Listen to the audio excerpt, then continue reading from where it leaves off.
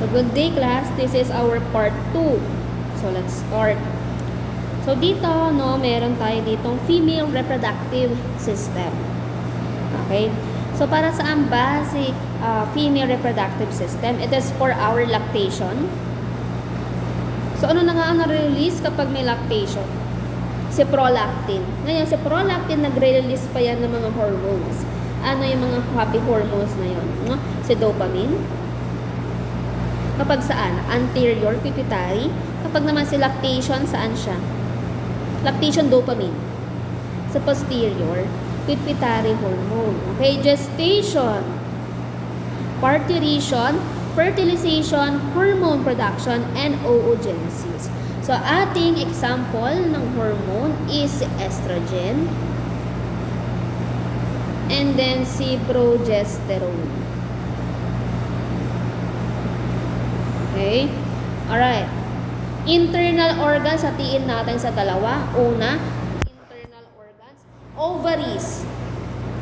Nasa pinakaloob. Malay mo naman, nasa pinakalabas siya. Hindi mo pwede, di ba? Uterine, sa fallopian tube. Nandun yung mga eggs, di ba? Doon nagmi-meet si semen tsaka si egg sa fallopian tube. Di ba? Sa uterus, dito naman, bumababa yung cell na fertilize niya, no? For what?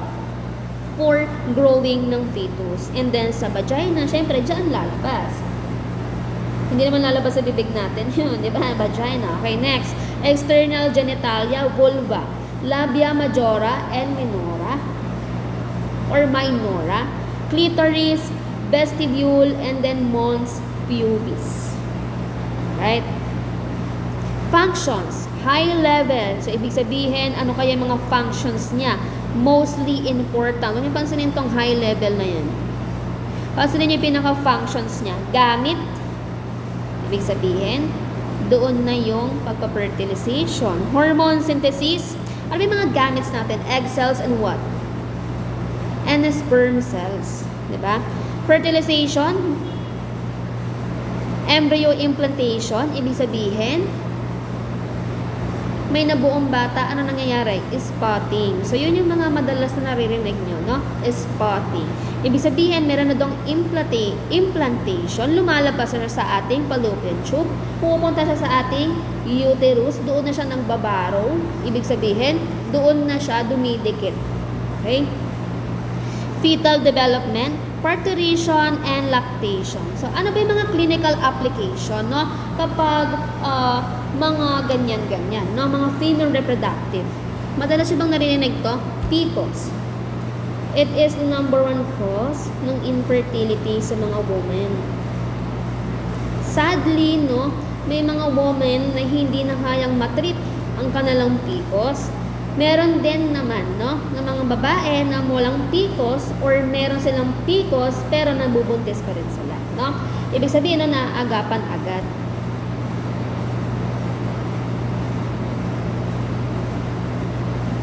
And then also pa, endometriosis. Mahirap si endometriosis, okay?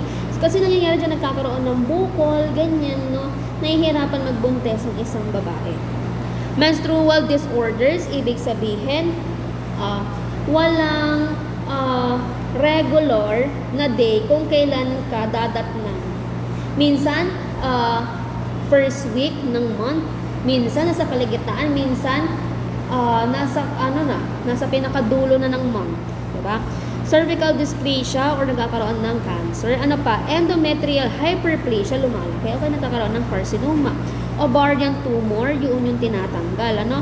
Pelvic inflammatory disease, sa mga pelvis natin.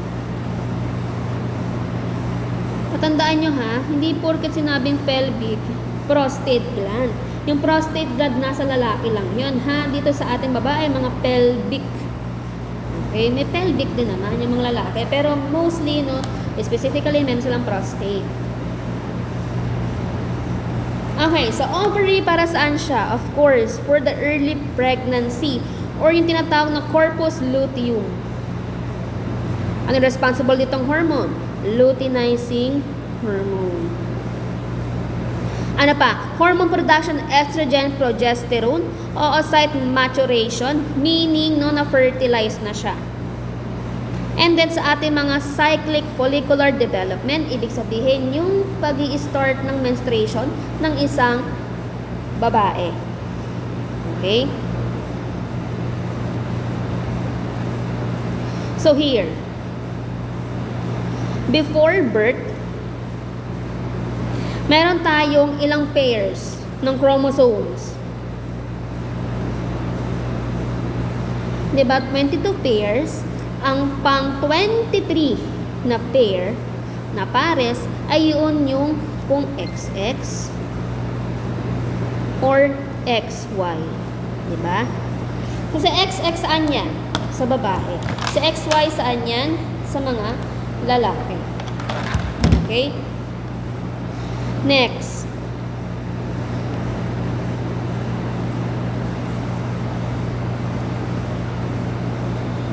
Sa childhood, syempre yung ovary nila inactive pa, meaning hindi pa sila po pwedeng mabuntis kasi bakit? Syempre hindi pa sila nagme-menstruation. Kapag naman ang bata is nabuntis, naku naman, di ba?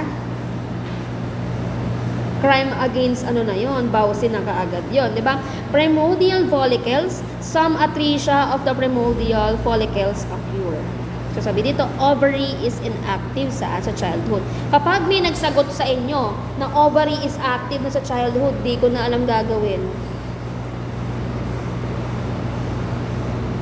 Dito, adulthood na. Ibig sabihin, tumatanda na siya, nagkakaroon na ng puberty. So ito ang sinasabi dito, monthly. Monthly from puberty to menopause. So dito, anong meron dito? From puberty to menopause. Kapag po kasi ang batang babae, ang matandang babae ay nag-menopause, meaning hindi na siya nireregla or kaya hindi na siya po pwedeng mabuntis. Okay? Ang lalaki, kahit 100 years old pa yan, makakabuntis yan. Okay? Ang babae, once na mag-stop na ang kanyang menstruation, hindi na siya po pwedeng mabuntis. Okay? So, up to approximately of 20 primordial follicles nagmamature. Okay? So, kapag hindi nagmature, meaning atresia. Ano nangyayari? Walang nade-develop. Atresia.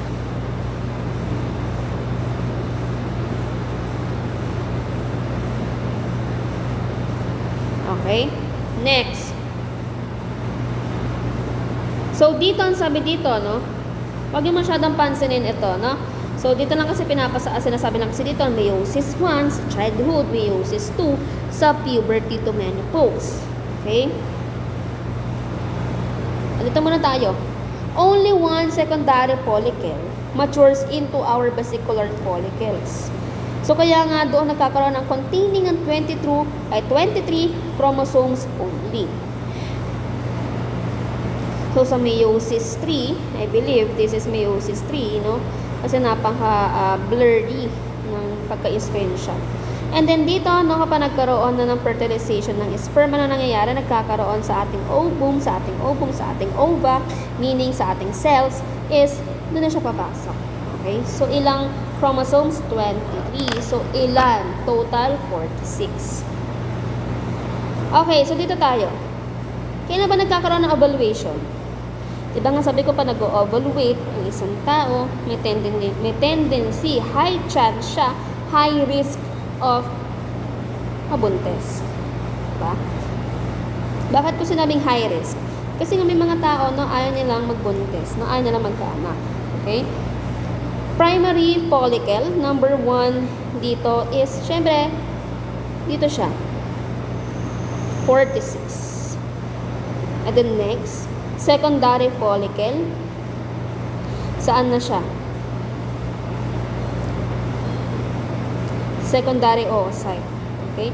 Primary oocyte, secondary oocyte, mature na ang kanyang follicle. So, next naman, ovulated, ibig sabihin, no, nagre-regla na siya. Kapag naman corpus luteum, ibig sabihin dito is nagkakaroon ng fertilization.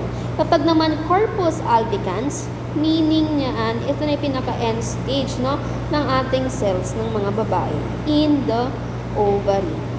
Okay?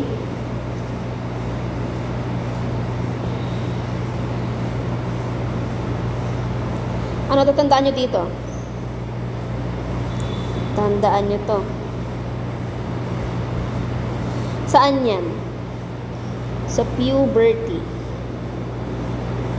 to menopause.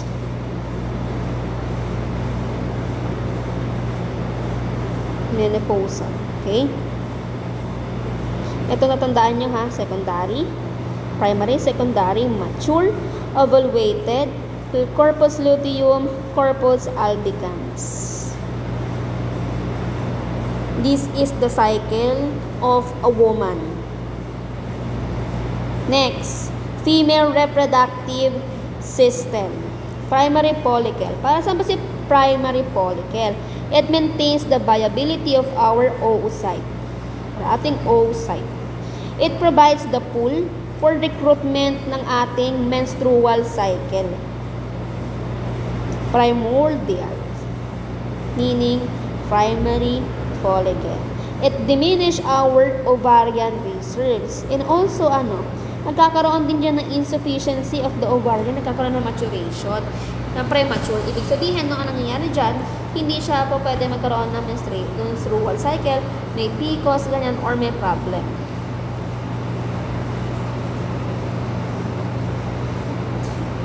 Primary follicle, multilaminar. Number 1 is rapid oocyte growth, hormone production, preparation for antrum formation. PCOS, ano nangyayari? Exen ng androgens, teka interna hyperplasia. Ibig sabihin, may namumuo doon inside sa babae. Ibig sabihin, pwede siya nagkaroon ng polycystic ovarian syndrome. Or kapag hindi siya naabgapan, pwede din siya maging cancer.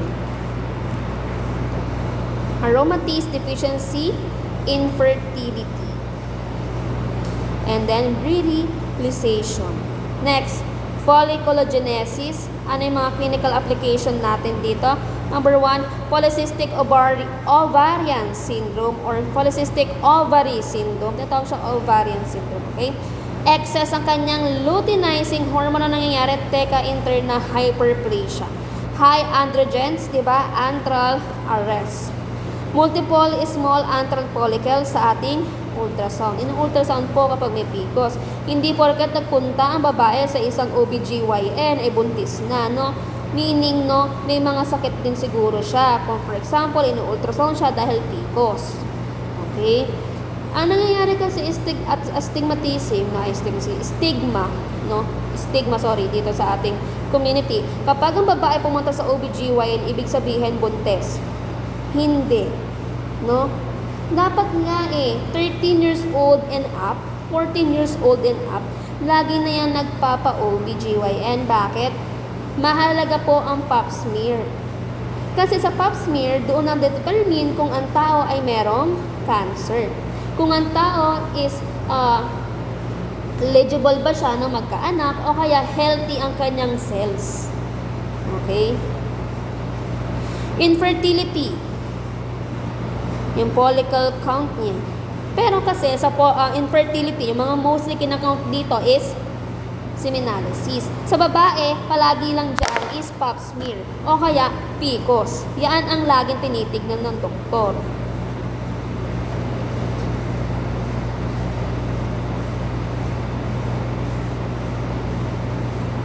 Follicular cyst, thin wall filled fluid.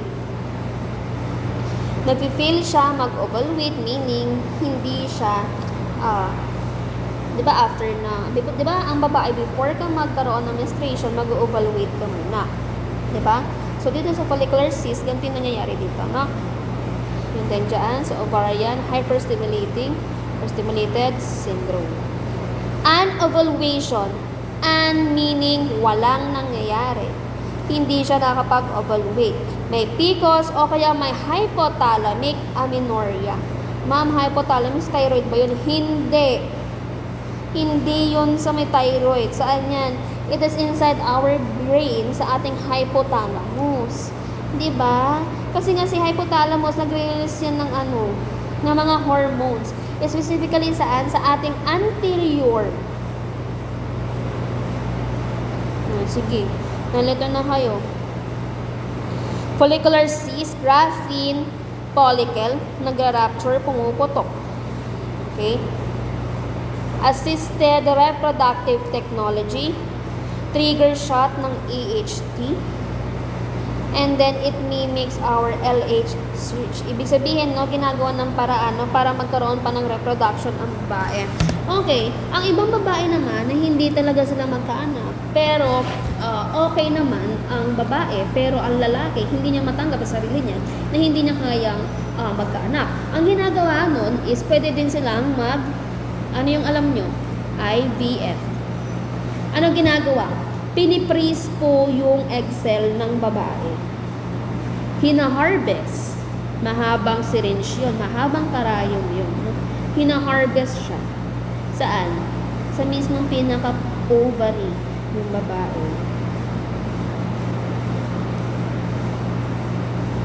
Diba? Ang ibang babae, gusto nilang magkaanak, while yung iba na may anak, ayaw naman nilang magkaanak. Diba? That's the sad reality sa ating community, no? Yung iba naman pinapaampon, ganyan, diba? Yung iba naman is sinasaktan, yung iba naman inaabuso, diba? So, next, okay. Female reproductive system, ovulation.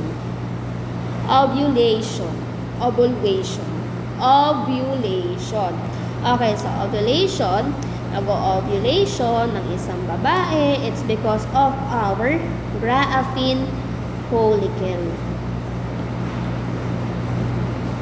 So, ilan po talaga ang typical cycle na menstruation ng isang babae? 28-day cycle. Kaya nga po kapag bumili ng pills ang isang babae, may kita doon, nasa 28-day cycle, 28 din ang pills na nandoon. Okay? Yung iba naman, may mga excess siya na 10 pills. Ang tawag doon is yung mga sugar pills. Meaning, wala siyang bisa, kasi nare-relax niya yung pinaka-uterine lining ng isang babae para mag-ready for menstruation.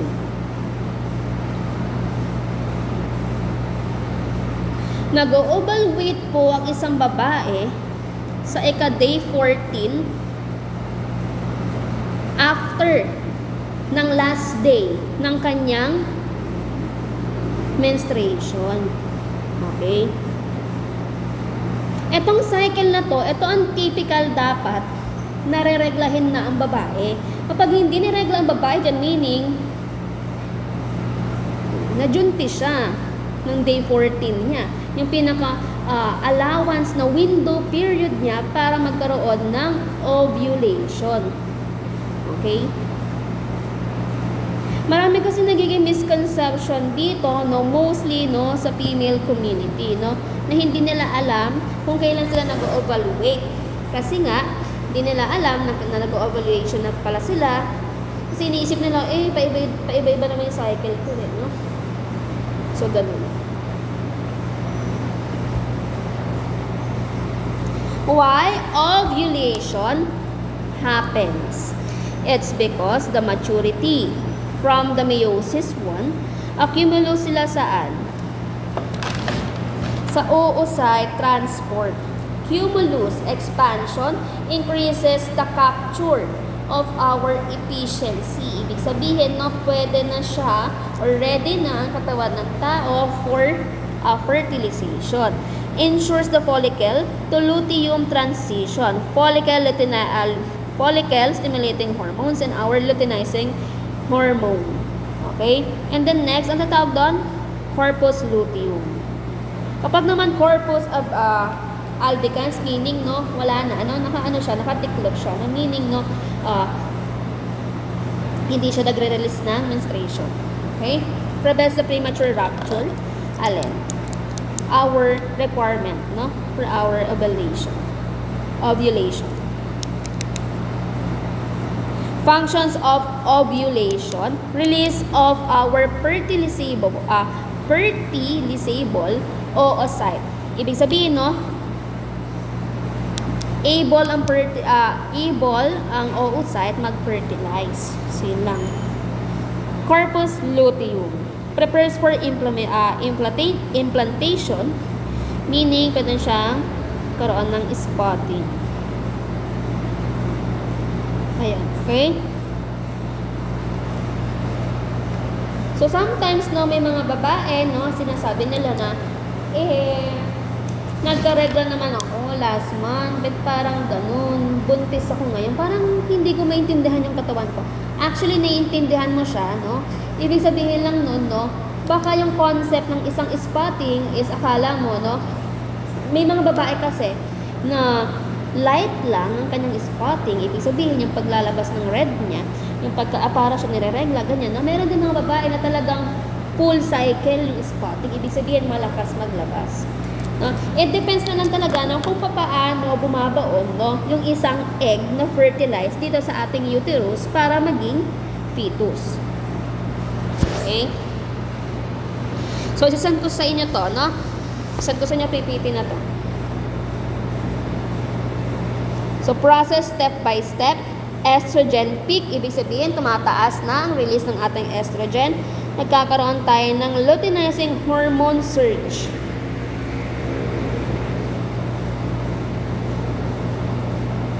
Okay? So, yun na siya. Ito lang din ang kanyang step by step.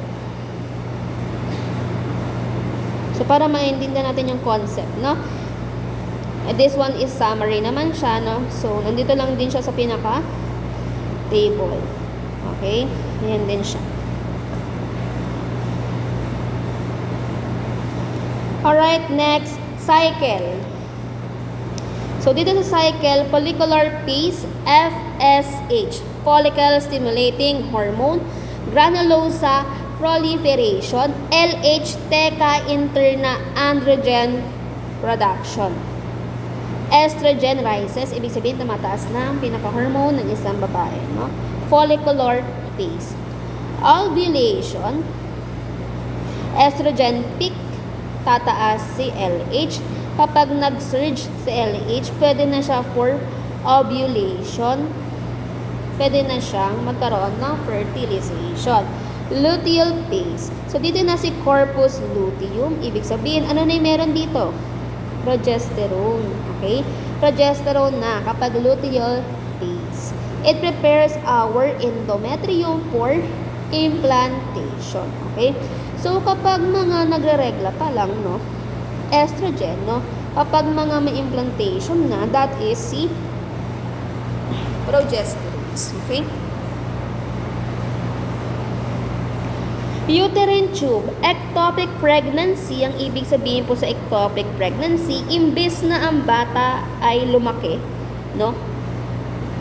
Sa ating uterus, hindi sila sa uterus lumalaki. Ibig sabihin, nandun sila sa pinaka-outside.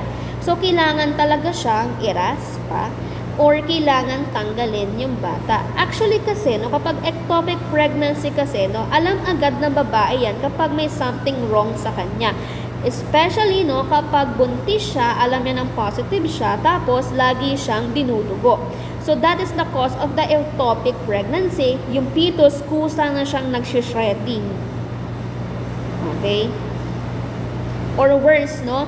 Sa mga community pa na mahirap ang hospital or mahirap ang makapag-reach out, no, sa mga healthcare, hindi nila alam na ectopic pregnancy sila, hinahayaan na lang nila. Pero sometimes kasi, no, kailangan iraspa, no, meaning kailangan tanggalin. It does not mean abortion, hindi po abortion yun, no. Tinatanggal siya, no, para mag-prepare ulit yung katawan ng babae, no, na magkaroon ng bagong cells doon, no? Yung bagong fertilized cells. So, kapag ang babae nag-i-smoke, ganyan, high risk factor din niya is ectopic pregnancy. Kaya nga, kapag ang babae, no, buntis, nakikita nyo, minsan ay kapag inuman pa, minsan, mas malakas pang mag-vape, malakas pang mag-smoke. Ano pa? High risk sila sa gonorrhea. Tsaka sa chlamydia. Saan? Tulo, STD. Endometriosis, ibig sabihin may cancer, may bukol. O kaya may tube surgery or tubal surgery. Salpingitis or salpingitis, dito is inflammation and damages ng ating cilia. Si cilia po kasi, no, siya yung nag-move, no? Siya yung nagiging caretaker, no, ng ating egg cell nung papunta sa ating uterus, no? Lumalakad kasi yan. Ibig sabihin, nag-move. Hindi lang yan basta sa pinaka-fallopian tube. Sa fallopian tube po kasi, di ba, doon nangyayari fertilization, doon na-release yung egg, doon pinupuntahan ng semen, di ba? So kapag ang cilia na inside yan, no, di ba? Pinagaran natin yan sa epithelium cells. Bababa na yan, no?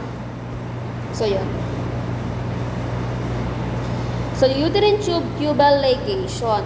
Ibig sabihin ng ligate, narinig ba yung ligate? Di ba tinatalian na yung mga tubo nila? Ligate. So, marinig niyo yan sa mga, madalas sa mga matatanda, ganyan, o kaya sa mga ay na magkaanak na nagpapaligate na, nagpapatali na ng kanilang mga tubes. Hydrosalpinx, ibig sabihin dito, no, mga black tube, and then yung mga tube na yun, no, may mga fluid.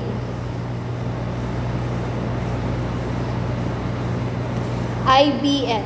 Si IVF, mahal yan, bypasses the uterine tube entirely, doon ine-extract yung pinaka-egg, and then by the microscope, by the genetic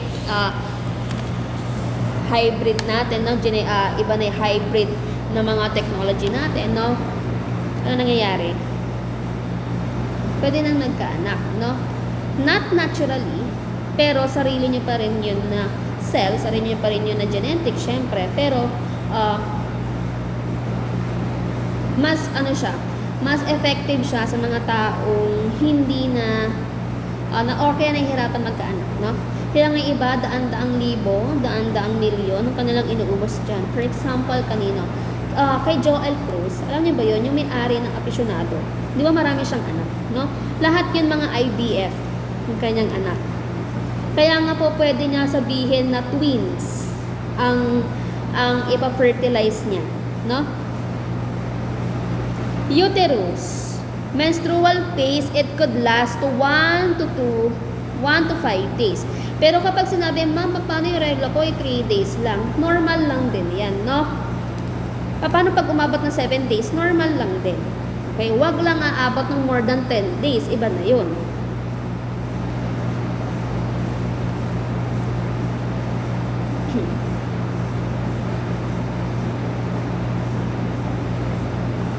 So here, may kita nyo dito correlation. Ito ang mahalaga. Ovarian cycle. Primary, secondary, follicle. Vesicular follicle. Pang-ilan sa evaluation? 14th day. Corpus luteum, luteal phase, regression, corpus albicans. Ibig sabihin, start ulit. Wala nang regla, start ulit. Day 1 na ulit. So, saan mataas si follicle stimulating hormone? Sa mga bandang hindi pa nag-ovulate. Tumataas si luteinizing hormone kapag nag-i-inhit ang babae. Ovulation. Di ba sa mga pusa, pansin nyo, na in-hit na naman yung pusa namin. Ganyan, no? Tumataas ang kanilang luteinizing hormone.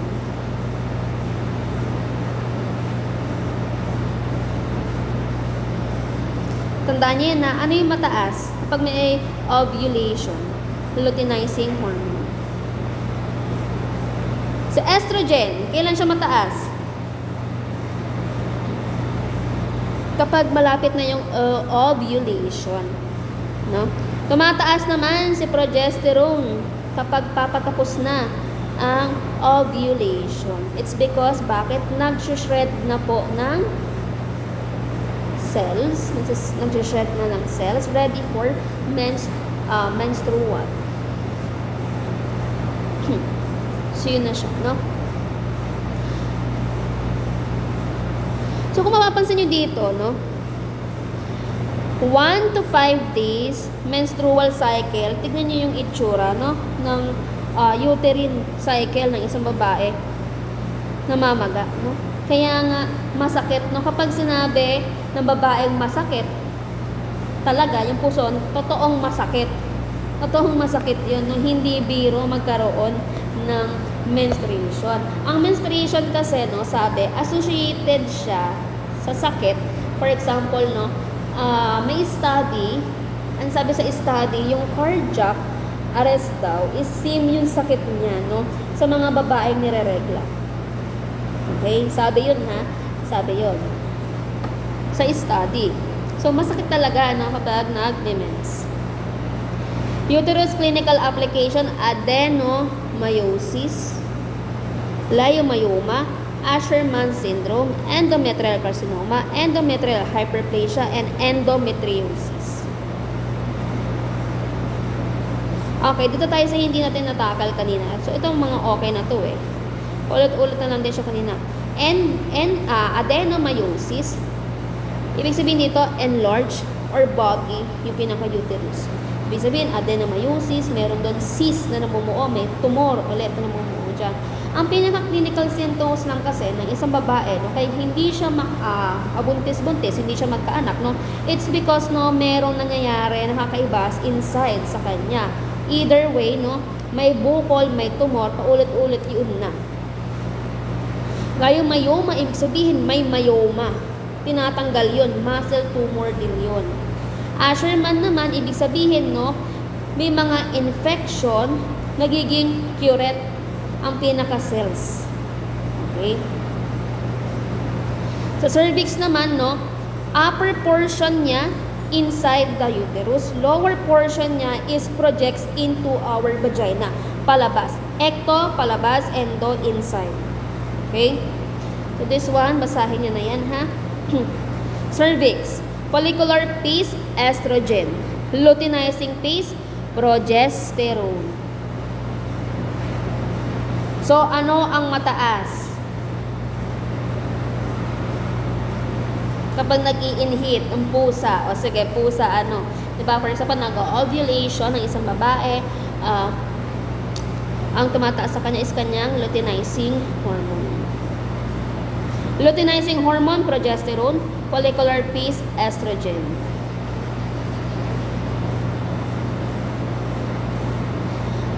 Tatandaan niyo itong burning na to, ha? Bakit?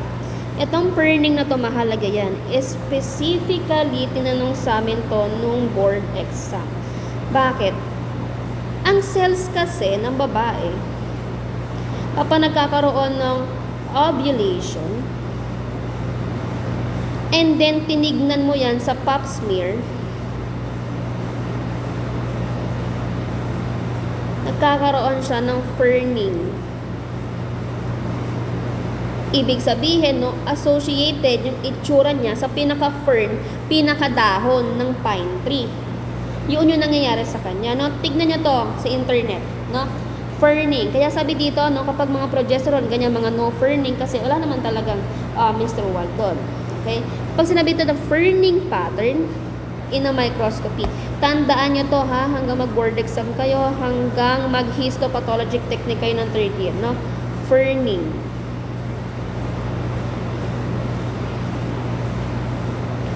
So, pregnancy rich in IgE.